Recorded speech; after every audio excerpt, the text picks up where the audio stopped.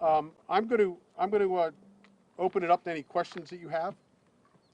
What's going to happen with this facility? Are other inmates from the other units going to come here, or is it going to be completely shut down? Well, there's 7 left that are going to be transferred out. They may have already been transferred out. I'm not sure. They're gone. But I will tell you this. Initially, when they were told they had to leave, they said, we don't want to go. We don't want to leave. We had a case recently with the Savino case. It just got settled. In that case, in the settlement agreement, they all agreed, including ICE. ICE was ready to repopulate this building. They didn't have a problem with it. And they deal with us every day. The inspectors had no problem with it. So even the plaintiffs in that case had no problem with us repopulating. Obviously, they knew we were doing things the right way. They weren't concerned. So let's look at this for what it is. It's the rollback that Mayorkas talked about on the border, and he doesn't have the courage to tell the people the truth. But we're used to that. Sheriff, in terms of money for these contracts, what are we talking about here? Well, about 64 million total since about 2000, between 2000, let's see where I am here. We raised a total of about 60 million between 2011 and 2019. Now let me point something out to you. That 2011.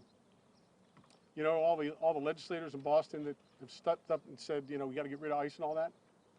They had no problem taking all that money, putting it in the general fund. See, this is the hypocrisy of all of this. And you know who's suffering? The people. And you know, usually decisions are measured by winners and losers. Let me tell you who the losers are. In this equation, in what's just happened, the losers are the citizens of Bristol County, the citizens of Massachusetts, and the citizens of this nation. They're the losers. You know who the winners are? Under Mayorkas and Biden's administration, every criminal illegal alien, every gang member, every drug dealer, every sex trafficker and human trafficker, they're the winners. Because they basically said, you know what? We're going to protect them. We're going to protect them under false pretenses, using these outlandish lies and excuses, much like the Attorney General did. Much like the Attorney General did. Yes? Sheriff, what were the crimes that the people, the detainees were accused of, and where were they transported to? Which ones? All of them? The 7 who left. Oh, I don't have that in front of me. We can get that for you. I'll have Jonathan get that to you. Do you have an action plan for challenging the federal government's decision? I'm glad you asked that question because we were just doing some research legally. Under our contract, it requires the federal government to give a 60-day notice. Obviously, to create optics, what they wanted to do was immediately give me a call at 8:30 in the morning. By 9:30, all our credentials. They had people coming down to take our computers. This reminds me of the raids they did in Washington on a number of people back in the Trump administration. You know, just fly in there and make it look like there's something really wrong here. And that's what they did. So they violated the contract. I'm sure the secretary probably didn't even look at it and doesn't even know it. Although maybe he does. You know, he may have been so anxious to get his political agenda moved forward along with the Biden administration that they didn't care. But we do. You know, it's another example, the law doesn't matter. It's what we want. How were you notified of the decision? I got a phone call about 8:30 in the morning as I was getting ready to head into work. And I was told, can you get on a 3-way phone call? And when I got on the call, it was the regional director telling me that I got some bad news. We're going to shut down the ICE operation for Bristol. And I asked him why. He said, well, it's an operational decision. We don't really need as many detention beds. That's a lie. But he had to, I guess he had to carry forward whatever the marching orders were, and I'm not being critical of him. But let me just, again, I just want to tell you, our audits, when you think about our audits, Secretary Mayorkas and President Biden have to be saying that all those professionals, the subject matter experts that come in here and audit us year after year after year, their reports are all lies. They're lies. That's what they have to be telling you. Yes?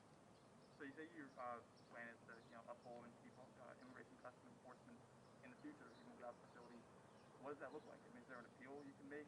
How do you keep, planning to, is there a plan of action for you? I don't expect that now that they've done this publicly that they would have the courage to reverse what they did. Unfortunately, so we likely won't see at least until maybe 2022 if there's a shift in Washington, or maybe 2024 if that proves out.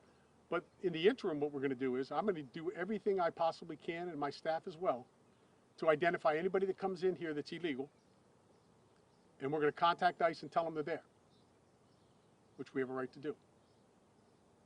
And if ICE can get here and get them, God bless them. But they'll be waiting for them as soon as they get out of this, get released or bailed out or whatever happens. We're going to make sure that they can get here, because we owe it to the people in this county, in this state, in the nation, as I said, not to expose them to greater dangers than we otherwise would be doing if we allowed this to just sort of say it's okay to do what they're doing. How is that different from 287G? I mean, isn't that essentially? No, 287G, we have a right to access. Our trained people through ICE who went to training, they can go to the ICE databases. We can only pick it up right now. We can't pick it up on the ICE database other than if it's in the NCIC, or we pick it up that way. So we'll be limited further, but not completely, and I'm going to do everything I can to make sure that whatever opportunities are within the law, I'm going to make sure that we don't miss them, and we make sure that we don't release somebody that's going to go victimize somebody else again. One of the plaintiffs who was in this lawsuit that led up to this had said that she witnessed the abuse herself of other detainees here. What would you want to say to detainees who aren't saying that this is a great place to be detained, who aren't saying, keep me here, don't send me to Plymouth? What do I say to the ones that are here? What do you say to the ones who allege that they witnessed some of this abuse? Look, this has all been done by activists. We've heard the phone calls. We've seen. We know all of this. Has been going on for years.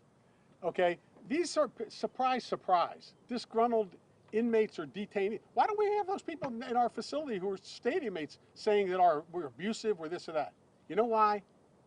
Because we're the only sheriff's department in this state that measure 250 operating indicators every day that our managers have to report on and look at, from meals served to overtime, fights, medications, all of that. So, look, I had an activist group, the Marlene Pollocks of the world, the Bristol County for Correctional Justice, nonsense people, standing up there on a bullhorn going, Sheriff, tell them how you took away the seizure medication and people are falling off their bunks having seizures. A blatant lie. This is what these people do. But we're not going to stand down and allow them to bully in this cancel culture at the expense of the safety of the people of this county, and I'm not going to allow them to demonize my staff, who by every measure, in that operation we did here, 90 seconds, no detainee hurt on that extraction, no officer hurt on that extraction, and the 3 people that the Attorney General misrepresented as being one having been CPR and how making it appear they were all seriously hurt was a lie. It was a lie. The guy wasn't getting CPR. He has a panic attack. He had a history of them. And the nurse was simply telling him, calm down, calm down. We deal with this stuff on a regular basis. They don't. But what they do deal with is trying to utilize things, manipulate them to try to advance their political agenda. And you know what the first 2 recommendations, I think they were the first 2, in the Attorney General's report was? Get rid of ICE. Get rid of ICE. Don't work with ICE anymore and get rid of your detention facility. Guess what? As I said when I got that report, and I looked at that thing and they asked me, what are you going to do with that report? I said, it's about 3/4 of the way down the sewer pipe. That's how much I value that report. This Attorney General had no idea how to even conduct an investigation. She could interview me, and I'm the main guy.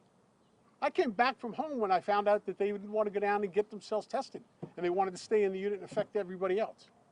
That's not okay. And if she thinks it is, this is the problem. Sheriff, I have a question. Sure. You say that this decision is putting residents of Bristol County at a higher risk. How? By letting people out that we otherwise would be holding and going back into our communities, dealing more drugs onto our kids, facing the potential we'll face overdose. Everybody knows fentanyl's out of control in this country right now. It's pouring in over the borders. But they couldn't go to other ICE facilities in the state? No, the Plymouth is not going to be able to take them because they can't get them there, right? ICE would have to take everybody, and they're stretched to begin with. Look, one of the things everybody needs to understand, I think the public gets it. Why is it, doesn't it surprise you that they just want one federal agency not to work with us that happens to fit their political agenda relating to elections?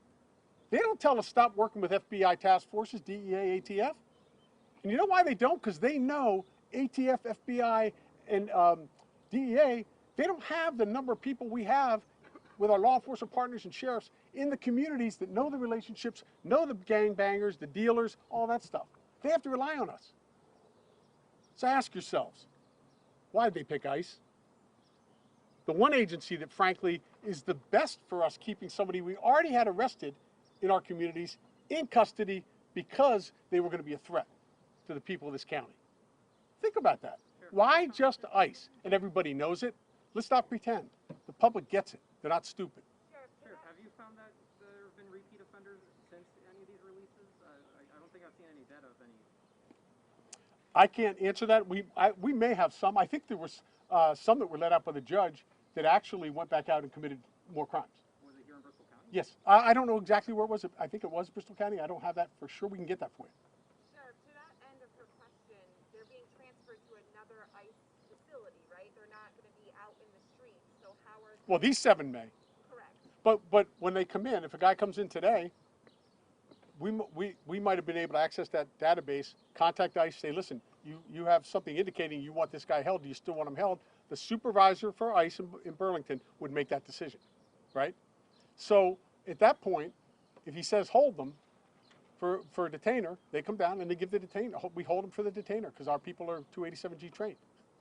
So that way, if we didn't have that, now the way it is, somebody comes, bails them out, we can't do anything about it. We can't stop. How have those 7 been here, roughly, the last few you've had? They've been here for quite a while. Quite a while.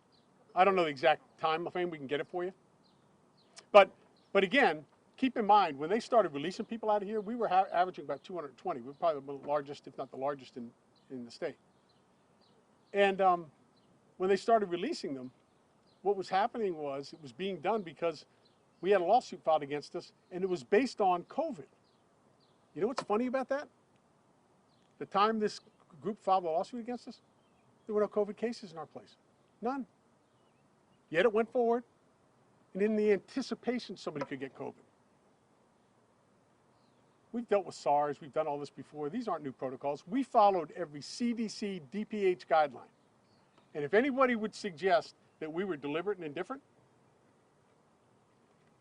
then everybody in this state and in this country who's following DPH and CDC guidelines are guilty. There's no argument. There's no basis for this. Yes? Sheriff, were people detained here strictly because they were undocumented? No. I mean, they're all undocumented, of course, but they're here based on charges. I mean, we had a guy who was here, was released. One guy was a bomb. He bombed a police station in Ireland. We had another one who was convicted of rape, kidnapping, and I believe murder in the United Kingdom. I mean, seriously? Those are people who were released. They were released. Yeah, they were released. Yeah. The 7 that were still here, you asked about the 7 that were still here. Some of their criminal histories include murder, rape of a minor, possession, trafficking of opioids, cocaine in a school zone, illegal firearms, possessing a large capacity firearm, armed robbery, assault and battery, identity theft, and motor vehicle loss. Those are the 7? Those are the 7 from yesterday that were our last detainees that we moved. And they have a GPS or something? They're in another ICE facility at this time. They've been moved. And GPSs don't, they only tell you where people are once they cut them off. Sheriff, you were saying at the height of holding detainees, you had about 220? I think that was our highest number. 180, 200, 220. Yeah. In there? Yeah. Is that the capacity of the facility? This capacity is 120, I believe, 1660, I believe. This capacity is 132. 132. And then we have more space in the regular house of corrections for others. Sheriff, just to be clear about those who were released during COVID, I mean, they're still awaiting trial for deportation, or, I mean, are they being held on bond, or No, many of them are out. what do you mean out, though? Are 3, or are they still awaiting trial? They've been released. Some are on. Some I don't know in each case. We can get that for you. We can get that from ICE. Yeah. So, Sheriff, has this decision at all spurred you to like review any of your internal policies or de-escalation tactics then? I was here when this happened. Our people went by the book. Every measure of best practices was carried out here. All the, as I said, all these elected officials that jumped on this thing, they'd never even seen a report. Never even called me and asked me anything about what happened. Not one question about how are your officers doing. They immediately went to the poor detainees. Look, if you can't see that that's all about politics, I don't know what is. And how demoralizing for a staff that follows all the standards of corrections and dealing with responses the way they did, and to use them to try to advance, demonizing them, to use that to try to advance your political agenda. And, the Elizabeth Warrens of the world, the AOCs and all the rest of them, what they need to do is they need to retool Washington and the legislative branch. Go down there and sit at your desks and do your jobs. It's 25 years it's been. I started working on immigration reform 25 years ago, back when Barney Frank and Henry Hyde were doing a joint bill. And I was down there.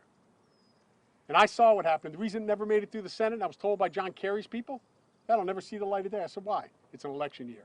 I never forgot it. Because for 25 years, their election year has cost the lives of hundreds of thousands of Americans. And you know what? They own that on their watch. And I would say to not only you all, but all the people of this country and of this county, knowing what we know and the games these people are playing with your public safety, we have to ask ourselves, if we stand down and we don't hold these people accountable to uphold the laws that they created and stop undermining them to protect lawbreakers to hurt us, then guess what? The next angel mom or dad, or the next mom or dad who lost their kid to a drug overdose for the drugs pouring in, or a child that's been raped by these sexual predators that are coming in over the border, every one of us is complicit. Every one of us is complicit for allowing this to go on. And I don't believe anybody here or in this country thinks that's okay. They just don't know where to go. And I'm going to tell you where to go. You stand with America's sheriffs, because we took an oath and we've made it public to the Biden administration, which he didn't have the courtesy to even respond to the letter. We made it clear to him that America's sheriffs are not going to stand down and allow you to undermine our promise and our mission to the people to keep them safe. We're not going to do it. And we're going to fight you every step of the way. And you can throw everything you want at us. But we're standing strong for the people of our communities that put us here, who trusted us and do trust us, and actually trusted you too, but sadly you've violated that trust time and time again for 25 years. Excuse me briefly, everyone, just to follow up on your question before. The biggest public safety impact here is the elimination of the 287G program, which is the screener program. If somebody's wanted by ICE and they get arrested by local state police and come here, we can identify them and hold them. Without that program, we cannot guarantee that these dangerous illegal immigrants will be released. So, for example, 1, 2, 3, 4. The past, starting in January, December, November, October, the sheriff gave me these examples. These are people in Bristol County who have been arrested and brought to us by local or state police. Aggravated assault and battery with a dangerous weapon, violation of protected warrant. Rape of a child statutory, already deported once. Assault and battery on a family household member, strangulation, suffocation, another gentleman's armed carjacking. These are illegal immigrants arrested in New Bedford, Fall River, wherever, somewhere in Bristol County by local state police, brought to us, and we were able to hold them for ICE because of our 287G program. Overall in the United States, the 287G program in fiscal 20 encountered about 920 illegal immigrants convicted for assault, 1,200 for drugs, 100 and change for sex offenses, obstructing police, etc. So that's the biggest threat to public safety, not being able to hold these people who are wanted by ICE for dangerous crimes. Thank you. The last thing I want to say this. I'll get to you 1 second. The last thing, one of the things I would say to all of you. Secretary Mayorkas said that there's ample evidence.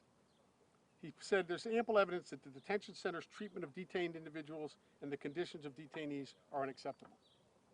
I'm calling on the Secretary to tell the American people and to tell the people of my county, and particularly my staff, what exactly is he talking about. Give us specifics, Mr. Secretary. Give us specifics. But again, My guess is he won't, and we know why. Because he can't. Sheriff, real briefly, paint us a picture. May 1st last year, you were here. Describe the scene. I got a call. I was at home. I was on my way, just about at home, and I got a call from our medical unit saying that there were approximately, I think, 10 detainees who all around the same time, same day, said they didn't feel well. Remember what I told you about the movement for activists? These are some guys that wanted to get out but couldn't get out yet under the judge. And they said, they told me the medical team went up, the nurses interviewed every one of them, all 24 in there. They said that 10 out of the 24 indicated at least 2 symptoms consistent with COVID. So they told each one of them, look, we're going to have to send you down to the medical facility. You got to get screened. One more question. Yeah, we're finishing up. Wait, let me answer the question, please. You need to get screened. I said, okay, what's the problem? They said, well, the officers are here, but they're saying they're not going to go. I came in, and I want to tell you something. A month earlier, I was up talking to that same group. When I finished speaking with them, they gave me a standing ovation when I was walking out of the unit. I had no reason to believe these guys were going to do anything other than comply. Had a good working relationship with them, had spoken with them in the past, and this is what happened. And you know, when I got here, I told them all, I said, guys, listen, gather around. Here's the deal. 10 of you have been identified as saying you have at least 2 symptoms consistent with COVID. You got to go down and be separated. I can't let you stay in here and infect my staff or the others that are in here. We got to follow DPH and CDC guidelines. We're not going. I said, guys, I'm not here to play games. I'm going to have them call your 10 names. Step forward. The officers will take you down, and so forth. We're not going. Let me finish. Yeah, I want to be respectful of him in his question. And so I said, call the names again. Well, one of the guys had wandered away. And this guy we knew was one of the instigators. He went down. He's on the phones. I go down and tell him, your name just got called again. You got to hang up the phone. He wouldn't hang up the phone. I said, Marco, you got to hang up the phone. Your name's been called. You got to go. Nope. So I was standing here. I went to grab the receiver to take it out of his hand. He pulled it over here and started yelling, don't you hit me. Get your hand. Wasn't even touching the guy, right?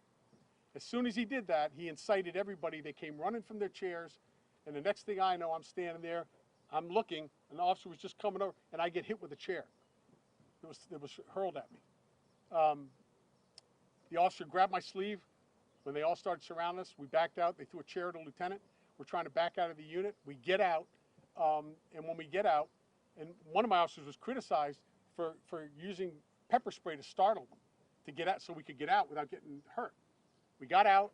They barricaded the doors. They grabbed the washers, dryers, threw them up against the door, the trap, and then they started writing all over the windows. They trashed the officer station. They caused about $25,000 worth of damage. Ripped the handicap pole off the wall, went in and smashed the walls in the prayer room, wrote F ICE, and all these other things, right? These people were out of control. We called in our move team as a standard operation. They came in. Some of them had to come in from home. They briefed, did their briefing ahead of time, went in formation. They barricaded both doors. They breached the door in the yard area. When they did, they threw a flashbang in, which is a startling device. They all ran down to the other end, and when they got to the other end, our officers were already in their V, moved in, and within 90 seconds, every one of those detainees was in flex cuffs. Within 5 minutes, the very last one was let out, and they were all kneeling, lined up against the building. You don't get any better than that when it comes to an operation like that. And for the Attorney General to say, oh, they weren't doing anything at the time you entered, really? If they had no ill intentions, why were guys had stuff wrapped around their faces, right? Why were some of them having things in their hands when our people were going in? And if they wanted to comply and they had no threat to us, that they'd already shown they had a predisposition to do that, why didn't they just sit on their bunks, move the stuff away from the door, and sort of say, hey, look, come on in. We're all done trashing the facility and beating up your officers. Just come on in. We'll comply. Come on. The people aren't stupid. We know, right? My guys did exactly what they should have done. So you think Maura Healy expects us to walk in after they've just shown their behavior and what they were going to do and what they did? And think my guys are just going to stroll in there like this and like, come on, guys, let's go, and expose themselves again? Remember, I got hit from behind with a chair. I didn't even see it coming. And I had a neck injury for a year. over that issue. But you know what? Mara Healy didn't want to ask me any questions in that investigation. You know why? She didn't want the truth. And that's a fact. That's a fact. And everybody here knows it, and everybody across Massachusetts knows it. It was a political hack job, just like this recent move by Mayorkas. Yes. Oh, I promise. I promised her first. So what is the information that you were getting from the government about immigration status earlier that you're not getting now? And how are you paying for your new podcast? How about paying for my podcast? What do you mean? Are you, It's a podcast. It's to inform the public about what we're doing. so are you using the sheriff's department Yeah, we're to pay for it? yeah, we're talking. Yeah, we're using our equipment. Yeah. And do you know how much it costs? I already have the equipment here. We do. I have a cable show I do. I've been doing for years to inform the public. Have our staff go on. We'll have our staff from different facilities coming on, talking about what they do, so the public can be educated. Yes. So going back to the May 1 incident, I mean, you voiced your concerns about the AG's reports. Especially now, why not just release the footage and all the documented reports of the riot and just fully publish? I would love for you to ask Mayorkas why we don't have that federal report. We've been asking for it for a year. Okay. Him to release footage of the riot. We can't release it till they tell us the investigation's done. Here's the report. Look, I want to release that tape a long time ago. And if they give us permission to release it, hey, all day long. I want the public to see exactly what happened. So Mayorkas could release the footage, his full report. He could say, hey, get the report to them and let's go. You see, I mean footage of the. I'm talking about footage, yeah, so we can release the footage too. Yeah. The thing is, look, they don't want to do that. You know why? They'd have to doctor the report. They'd have to come up with they'd have to stretch the truth on it to try to come up with something. And that's a problem. Because then we'd be asking the people who maybe had to change it if they had to change it. Did you change it? And if you did, who told you to do it? I don't understand why you don't have discretion to release footage of your own facility. It's part of the investigation. It's a federal operation, and they're in charge. The Inspector General's office in charge of it. Inspector General. Yep, for DHS. And listen, I've wanted that report for a long time.